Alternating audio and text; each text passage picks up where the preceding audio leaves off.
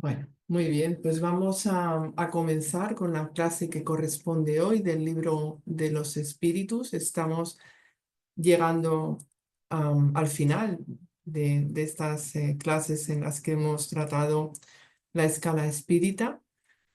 Hoy hablaremos del primer orden con una única clase, la de los espíritus puros, y va a comprender solo dos ítems, el ítem 112 y el ítem 113. Como ha venido haciendo Kardec en los otros órdenes, en primer lugar, lo que presenta son unos caracteres generales.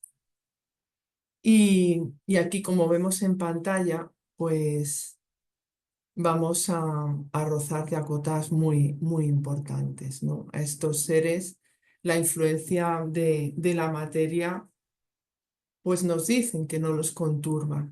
Cualquiera de las ligazones que pudieron tener con la materia, pues han sido ampliamente superadas por el propio contacto y acción que han experimentado en ella y con ella.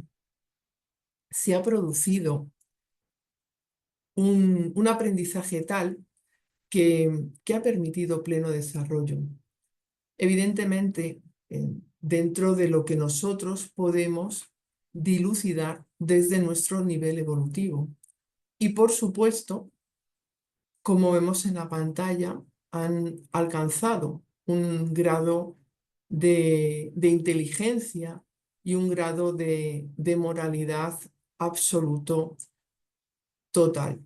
Su pensamiento, su acción está en lo más alto que nosotros podamos concebir. Y lo vamos a ir viendo según desarrollemos el ítem siguiente, el 113. De momento, estas son lo que nos dicen las características distintivas conforme a los espíritus de otros órdenes que hemos estado viendo en las clases anteriores. Bueno, en el ítem 113 nos dicen estamos delante de la primera y única clase, espíritus puros. Yo también entiendo que esto se nos muestra así, quiero decir, como una única clase, porque, esto es una opinión mía, llegados a este punto evolutivo, alcanzado por los espíritus, pues no podríamos asimilar conceptos que se escapan a nuestra comprensión y ni siquiera actualmente, pues podríamos denominarlo. Los espíritus nos dicen que nos falta lenguaje. ¿Cómo ir más allá de esto? Podríamos preguntarnos qué hay después de este estado que se nos presenta hoy, ya que es lógico pensar hasta dónde llega la perfección, ¿verdad? Pues mirad, en una clase anterior, si recordáis, os hablé vagamente de un mensaje del espíritu Moki. Según Kardec, este espíritu pues siempre se ha distinguido por, bueno, pues por una seriedad y por un contenido profundo en sus comunicaciones. Y a mí me parece muy importante traeros el total de esta comunicación. En la otra clase, bueno, pues pude traer algunos trazos, pero hoy sí que me gustaría, tratando de los espíritus puros, y a propósito de esta reflexión que acabo de hacer, pues traer el mensaje de Moki. El mensaje de Moki viene tras una pregunta que se le hace. La pregunta es esta: si los espíritus o almas mejoran indefinidamente según el espiritismo, entonces deben llegar a ser infinitamente perfeccionados o puros. Cuando han alcanzado ese grado, ¿por qué no son iguales a Dios? Eso no se corresponde con su justicia. Bien, bueno, el espíritu Moki vamos a ver cómo en su respuesta, que es un poquito larga, pero de verdad que me parece interesantísima, empieza un poco fuerte, ¿no? Empieza un poco así como, ya lo veréis. Y luego ya nos va ofreciendo, desde luego, unas aclaraciones que para mí me parecen muy necesarias de leer, releer y reflexionar. Bueno, pues dice: el hombre es una criatura realmente singular, Su horizonte siempre le parece demasiado limitado. Pretende comprenderlo todo, saberlo todo, conocerlo todo. Desea penetrar, la negrita es mía, desea penetrar lo insondable, pero descuida el estudio de lo que le incumbe directamente. Desde luego conoce bien a las personas, porque esto nosotros lo solemos hacer. Queremos ir mucho más allá, pero no saltamos los pasos muchas veces para llegar a esa comprensión. Y aquí dice, quiere comprender a Dios, juzgar sus actos, tornarlo justo o injusto. Dice cómo quisiera que Él fuese, sin sospechar que es todo eso y más aún. No obstante, miserable gusano, está un poco exaltado, ¿eh? Está un poco se le nota que quiere dejar claras las cosas. ¿Alguna vez comprendiste de modo absoluto algo de lo que te rodea? Estamos en una época, lo veis ahí, la fecha de esta comunicación. ¿Alguna vez, bueno, sabes conforme a cuál ley la flor obtiene sus colores y se perfuma con los besos vivificantes del sol? ¿Sabes cómo naciste, cómo vives y por qué tu cuerpo morirá? Ves hechos, pero las causas permanecen para ti envueltas en un velo impenetrable. Y aún así quieres juzgar al principio de todas las causas, la causa primera, en una palabra, juzgar a Dios. Hay muchos otros estudios más necesarios para el desarrollo de tu ser y que merecen toda tu atención. Continuamos con este mensaje. Cuando resuelves un problema de álgebra, no vas de lo conocido a lo desconocido. Qué interesante, ¿no? Esto está muy resaltado en el método que propone Kardec. Pero para comprender a Dios, ese problema insoluble desde hace tantos siglos, ¿pretendes dirigirte a Él directamente? ¿Acaso cuentas con los elementos necesarios para fundar esa ecuación? ¿No te falta algún documento para juzgar a tu Creador en última instancia? No vas a creer que el mundo se encuentre limitado a esa partícula de polvo perdida en la inmensidad de los espacios, donde tú te agitas más imperceptiblemente que el más mínimo de los infusorios cuyo universo es una gota de agua. No obstante, razonemos y veamos por qué, según tus conocimientos actuales, Dios sería injusto al no dejarse alcanzar jamás por su criatura. Y ahora ya sí va a empezar a dar unos argumentos realmente de peso.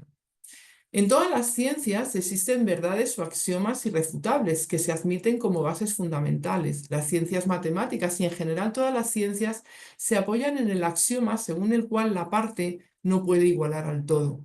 Por lo tanto, según este principio, el hombre, criatura de Dios, nunca podrá alcanzar al que lo ha creado. Suponed que un individuo tenga que recorrer un camino cuya extensión sea infinita. Una extensión infinita. Pensad bien en dicha expresión. Esa es la situación del hombre respecto de Dios considerado como su meta. Por poco que avance, me diréis, la suma de los años y de los siglos de caminata le permitirá llegar a la meta. Ah, ahí está el error. La distancia que vosotros pudieseis recorrer durante un año, durante un siglo, 1.000.000 de siglos, siempre sería finita, pues otro lapso semejante al anterior solo os permitiría recorrer una distancia igualmente finita y así sucesivamente.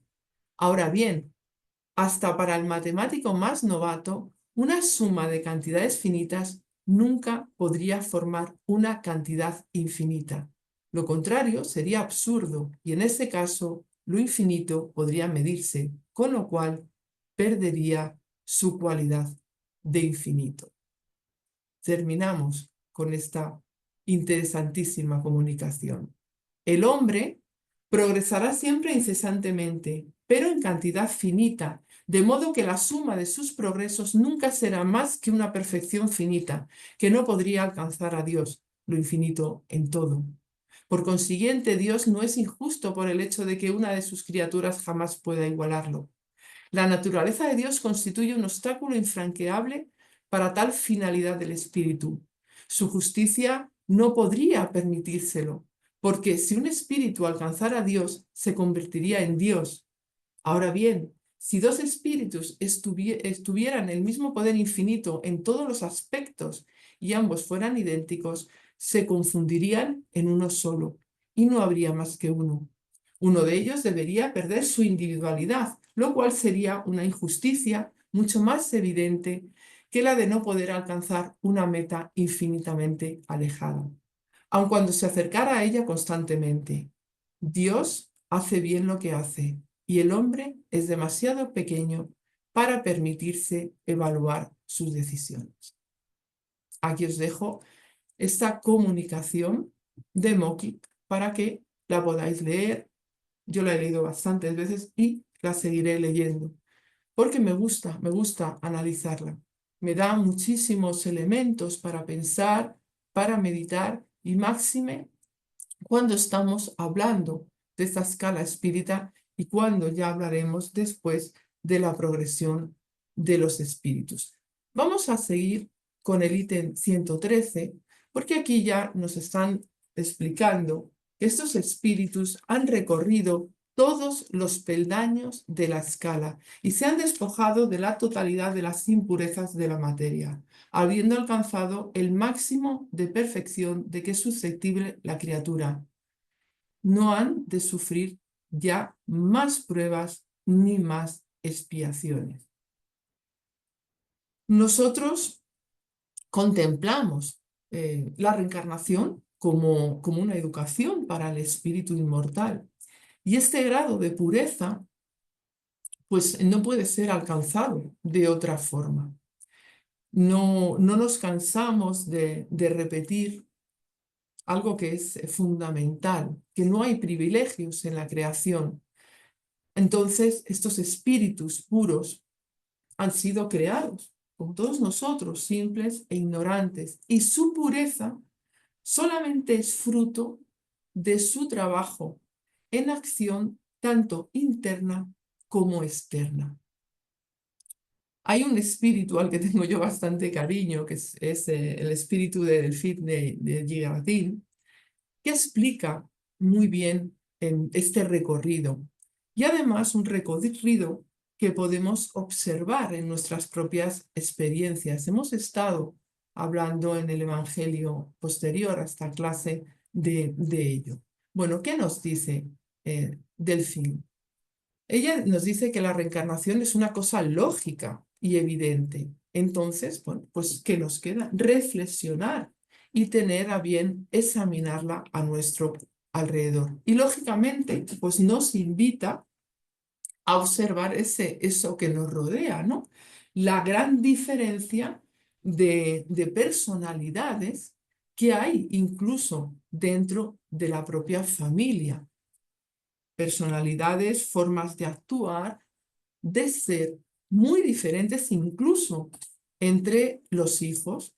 Los hijos que se han criado en un mismo hogar, con los progenitores, en una misma educación y entre los cuales vemos un sinnúmero de contrastes. Y dice, bueno, también, aparte de todo esto, podéis observar vuestros recuerdos.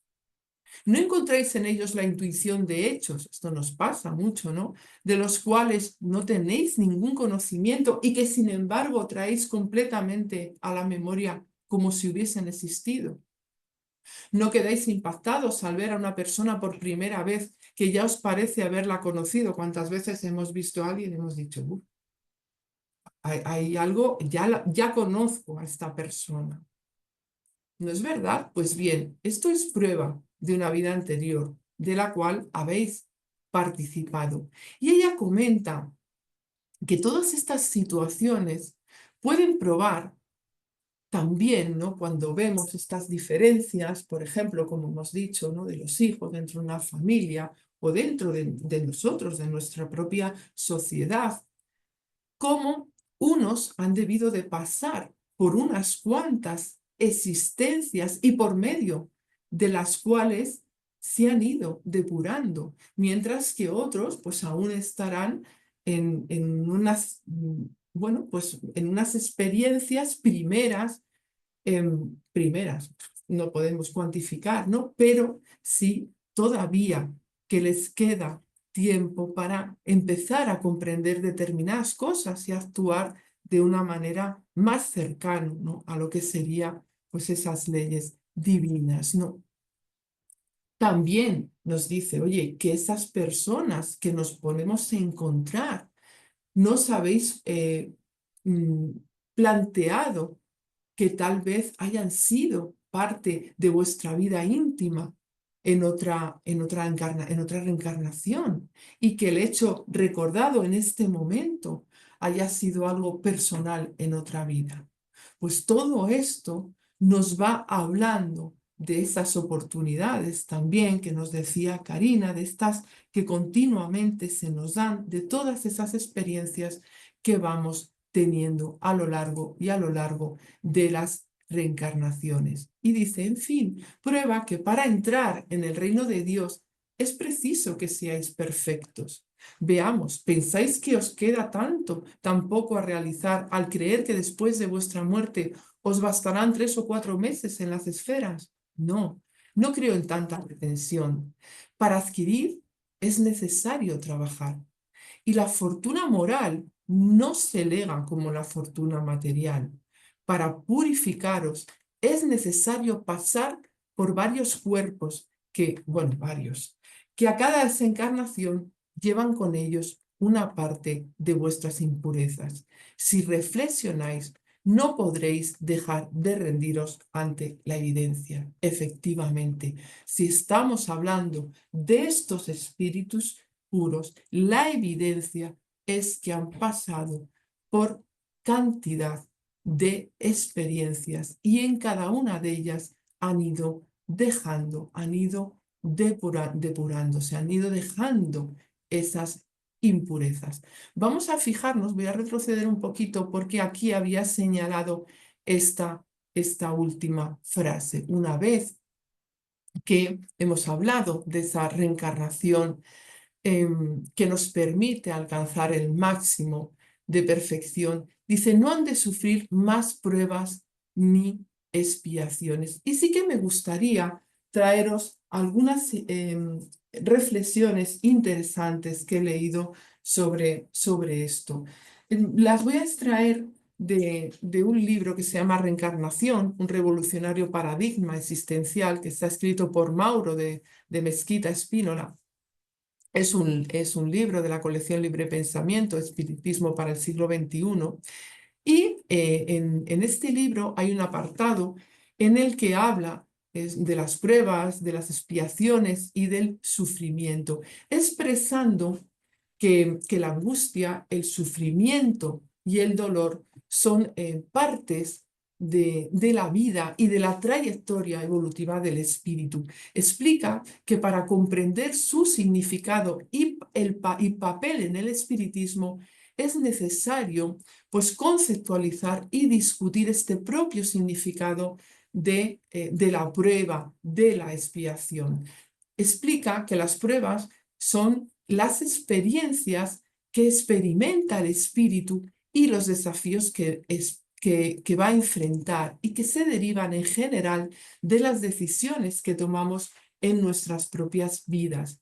También aclara cómo Kardec considera que el libre albedrío del espíritu le permite elegir la naturaleza de la encarnación que tendrá y por lo tanto el género de pruebas que enfrentará, cuántas nos podemos encontrar y que consideramos que tenemos que enfrentar. Claro, serían, pues, yo que sé, la pobreza, la enfermedad, pues algo que tenga un potencial perjuicio o prejuicio, ¿no?, que sea objeto de un potencial prejuicio. Bueno, pues muchísimas cosas. Entonces, según el autor, conducir y asumir el protagonismo de la vida, ¿no?, tal también como propone el espiritismo, como propone Kardec, requiere que las pruebas sean efectivamente experimentadas y superadas. Pueden ser vistas como oportunidades de aprendizaje de interacción y de crecimiento. Y el autor reflexiona sobre también la palabra expiación, ¿no? Destacando con toda claridad cómo Kardec vincula la expiación con la necesidad de sufrir todas las vicisitudes de la existencia corporal, siendo esta un imperativo de la encarnación misma, no el pago de deudas del pasado. Es algo que está dentro de la propia, de todas estas oportunidades, de estas reencarnaciones que tenemos que asumir. A mi modo de ver y con gran acierto, pues propone una renovación de conceptos y de vocabulario consecuencia de las reflexiones realizadas y de la observación de las propias enseñanzas espíritas. Y esto nos ayudará a obtener una mejor comprensión en cuanto a la continuidad de la vida y las tantas oportunidades que se nos ofrecen siempre para ir progresando y alcanzando objetivos mayores, ejerciendo de manera proactiva nuestro libre albedrío y desarrollando la voluntad con la conciencia de nuestros potenciales. Bueno, aquí traigo eh, algunos de estos términos, ¿no? Expiación, culpa, pecado y castigo. Dice que el concepto arraigado en la palabra expiación no es consistente con la visión dinámica y libertaria de la reencarnación. La reencarnación es un proceso de crecimiento no guiado por la culpa, las penas y los castigos.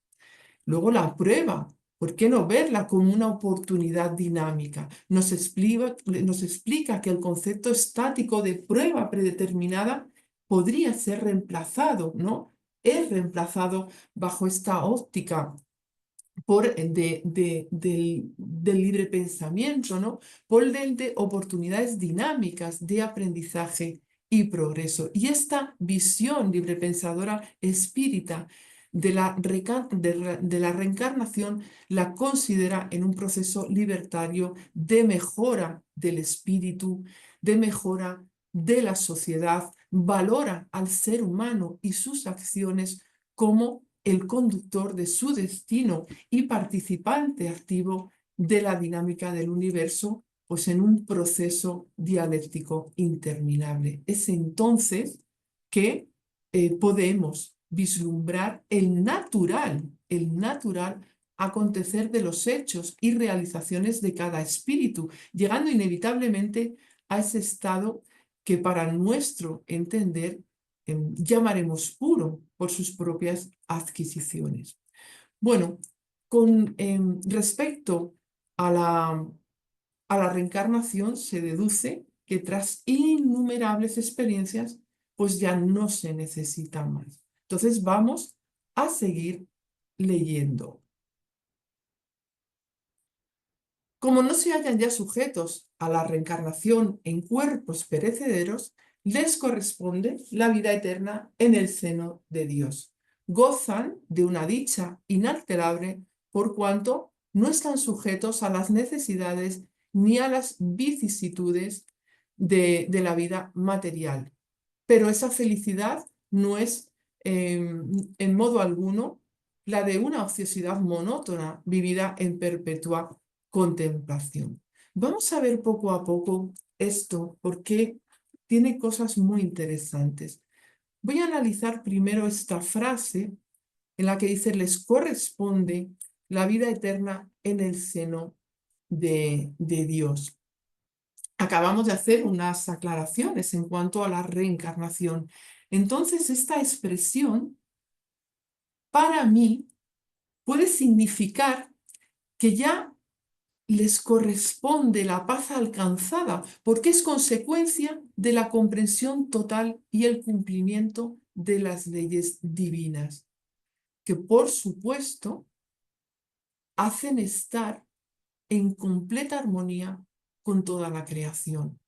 Entonces esto creo que es claro, es una conquista, es una gran conquista. Y también podemos analizar las sensaciones de los espíritus en esta frase cuando dicen gozan de una dicha inalterable por no estar sujetos ya a la vida material. ¿Entendemos? Moralmente, materialmente. Nosotros sabemos que en estos procesos el perispíritu se va sutilizando según se va avanzando en la escala. Y el espíritu con ello se despoja de las impurezas de la materialidad, como estaba diciendo Delfín. Pero a mí me surgen muchas preguntas. ¿Cómo sienten estos espíritus puros? ¿De qué modo es esa percepción tan sutil? ¿Qué sentidos se desarrollan en ellos? Me pongo a pensar y no tengo ni mecanismos para pensar todo esto.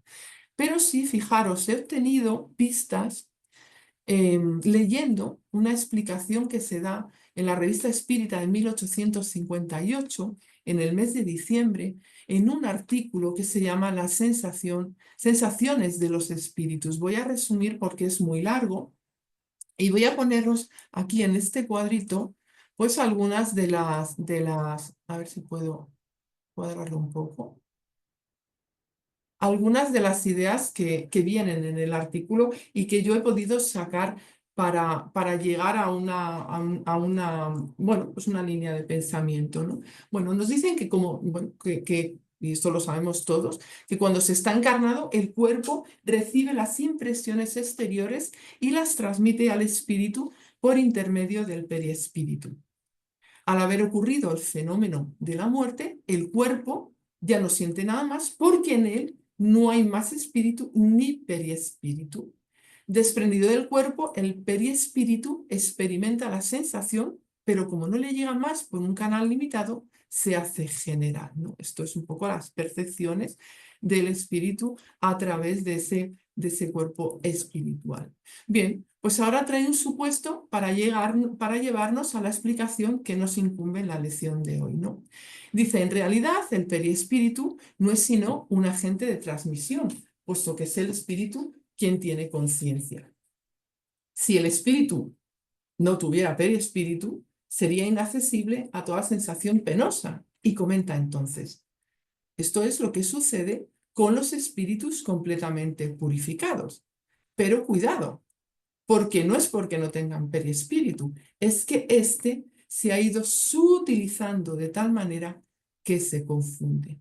Entonces, sigamos leyendo. Sabemos que cuanto más ellos se purifican, tanto más etérea se vuelve la esencia del perispíritu, de donde se deduce que la influencia material disminuye a medida que el espíritu progresa, es decir, a medida que el propio perispíritu se vuelve menos grosero.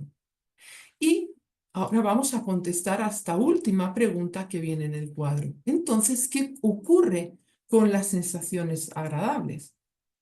Claro, dice Kardec, se dirá, las sensaciones agradables son transmitidas al espíritu por el perispíritu, como ocurre con las sensaciones desagradables. Entonces, si el espíritu puro es inaccesible a unas, debe serlo igualmente a las otras.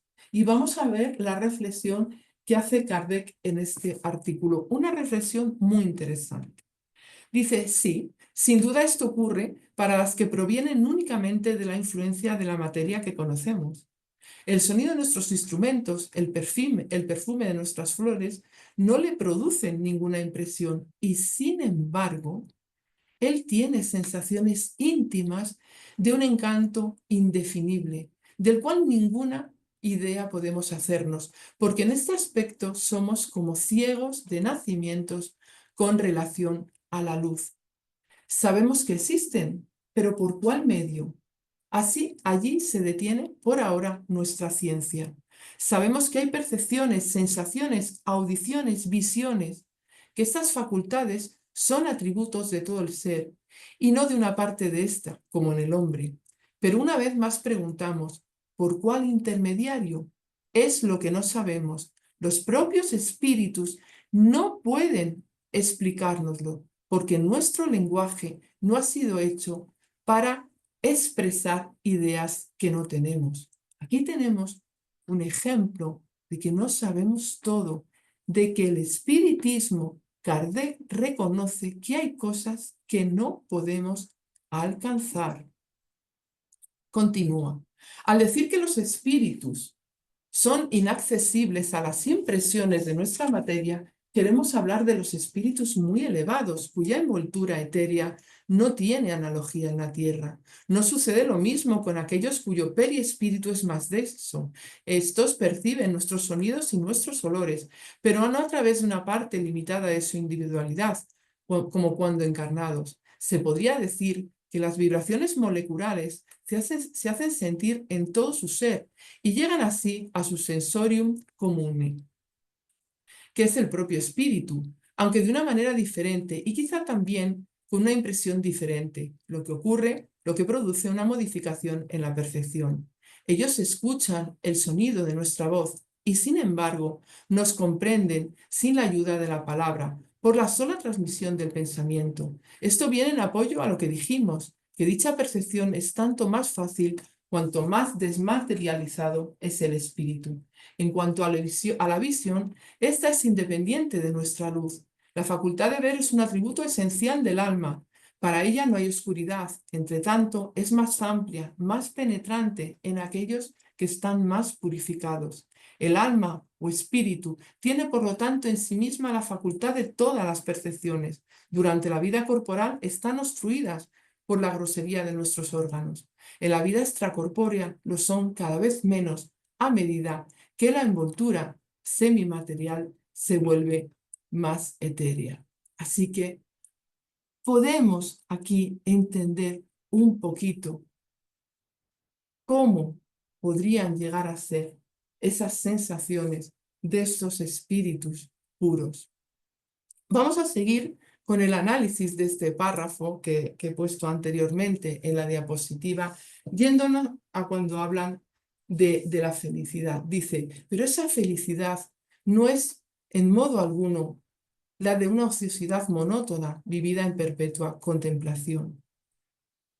Han comprendido estos espíritus de los que estamos hablando la ley del trabajo en toda su amplitud. Para ellos no termina el trabajo, sino que la completa felicidad se traduce en trabajo, en cooperación, en servicio, en una labor que es interminable en sí por la infinitud del universo, por la infinitud de sus seres y la constante creación de la inteligencia suprema. Por ello, continúan explicando que estos espíritus son los mensajeros y ministros de Dios, cuyas órdenes ejecutan para el mantenimiento de la armonía universal.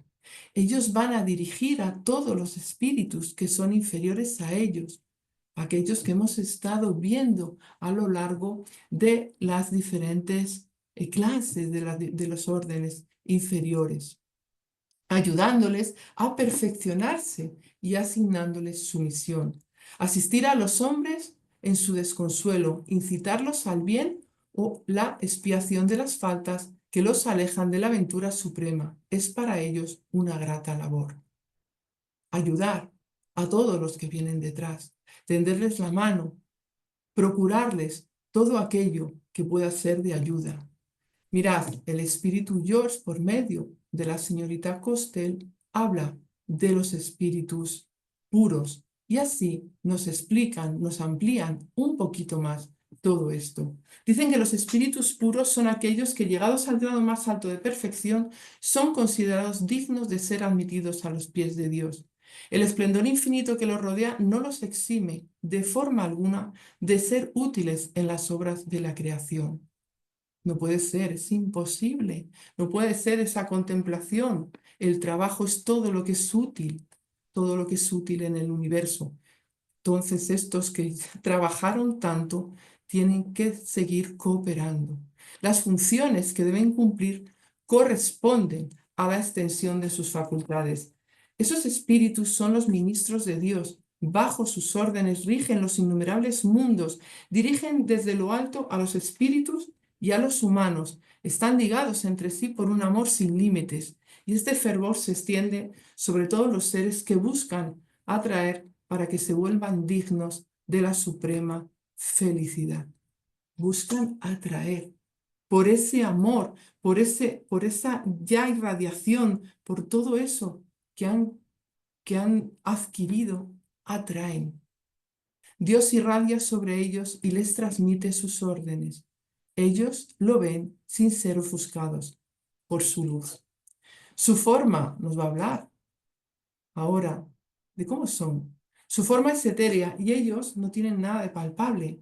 Hablan a los espíritus superiores y les comunican su ciencia. Aquellos se han vuelto infalibles. En sus filas son elegidos los ángeles guardianes que con bondad posan sus miradas sobre los mortales y los recomiendan a los espíritus superiores que los han amado. Aquellos eligen a los agentes de su dirección entre los espíritus del segundo orden. Los espíritus puros, fijaros esto qué importante, son iguales y no podría ser de otro modo, ya que solamente son llamados a esa clase después de haber alcanzado el grado más alto de perfección. Hay igualdad, pero no hay uniformidad, porque Dios no ha querido que ninguna de sus obras fuese idéntica. Los espíritus puros conservan su personalidad, que sólo adquirió la más completa perfección en el sentido de su punto de partida. En el sentido de su punto de partida. No hay espíritu que sea igual a otro. No tienen son iguales, pero no tienen uniformidad. Porque, ¿cómo? Es que esta es la grandeza. Dios nos crea únicos, nos crea únicos. Y luego termina diciendo, no es permitido dar mayores detalles sobre este mundo supremo. Fijaos porque esto es una afirmación de todo lo que nos queda por conocer de ellos y que aún no estamos en condiciones de asimilar, como estaba yo comentando al principio. Y esto mismo, bueno, pues es lo que vamos a continuar leyendo en el ítem ya para terminarlo. Lo que ha explicado George, a veces son designados con los nombres de ángeles, arcángeles o serafines. Quiero también recordar algo que viene en la Génesis, que nos deja claro Kardec en la Génesis. Nos dice que mediante el espiritismo la persona sabe de dónde viene, hacia dónde va, por qué está en la tierra, por qué sufre transitoriamente y ve por todas partes con esto la justicia de Dios. Sabe que no existen criaturas desheredadas, ni más favorecidas unas que otras, que Dios no privilegió la creación de ninguna de ellas.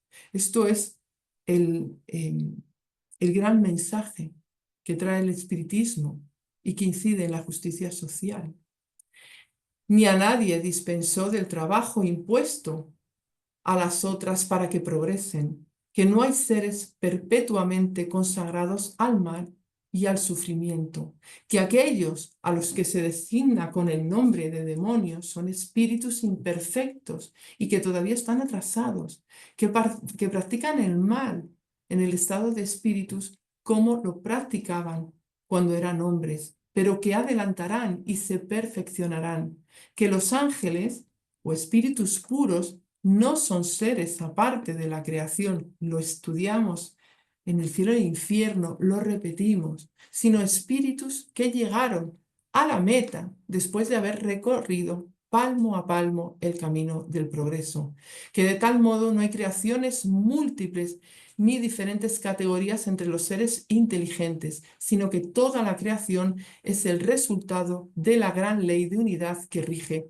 el universo. Sabe, por último, que todos los seres gravitan hacia un fin común, que es la perfección, sin que unos sean favorecidos a expensas de otros, pues todos son hijos de sus propias obras. Ojalá seamos capaces de interiorizar todo esto y lo llevemos realmente a la práctica, porque en ese momento encontraremos el verdadero significado y la aplicación de la fraternidad y la solidaridad. Bueno, por último, también hablan, recordáis que lo hacían en cuanto a las otras órdenes, de cómo es la comunicación con los espíritus puros. Y dicen, pueden los hombres entrar en comunicación con ellos, pero muy presuntuoso sería quien pretendiera tenerlos constantemente a su disposición. Por favor, vamos a entender la mediunidad, vamos a entender las condiciones que se tienen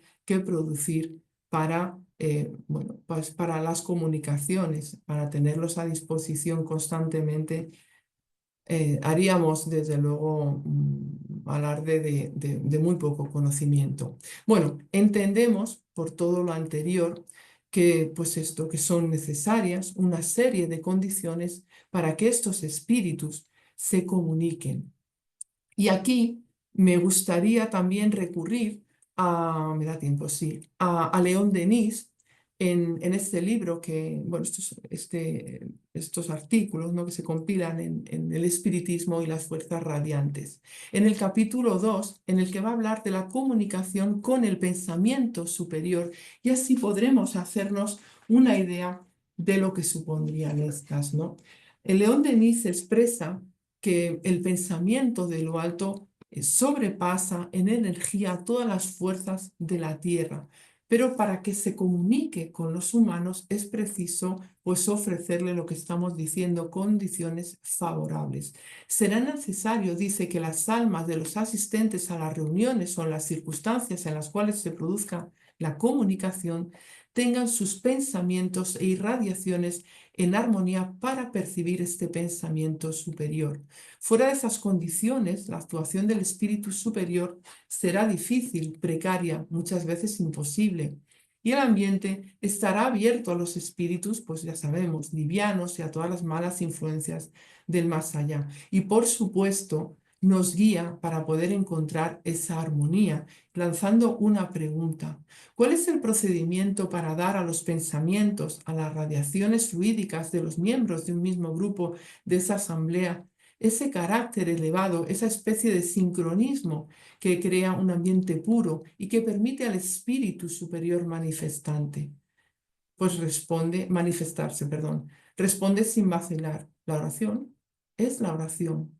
Y aquí se refiere como oración literalmente al grito del corazón, a la súplica ardiente, a la improvisación calurosa que comunica impulsión irresistible a nuestras energías ocultas, esas energías profundas que vibran con intensidad y se impregnan de las cualidades de nuestra oración, energías que facilitan la intervención de los espíritus guías, de los amigos, y alejan a los espíritus de las tinieblas.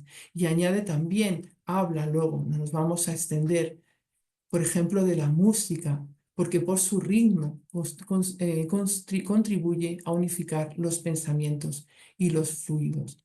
Bueno, pues fijaros, ¿no? Todo esto para comunicarnos con el pensamiento superior. Se necesitan verdaderamente condiciones interiores, condiciones también conjuntas. Todo esto llegará para todos nosotros tras un trabajo interior consciente. Ya nos ha llegado a la humanidad enseñanzas sublimes, porque, bueno, todos lo sabemos y así lo sentimos, ¿no? Entre nosotros fue depositado, fue regalado el ejemplo por excelencia. Entonces aquí no podía dejar de traer, ¿no?, a Jesús. Solamente un trocito de la Génesis, porque ya conocemos esa pregunta que estudiaremos en su día, ¿no?, la 625 del Libro de los Espíritus, en la cual pues, se nos dice que Jesús es el arquetipo más perfecto que se ha otorgado a la humanidad, ¿no?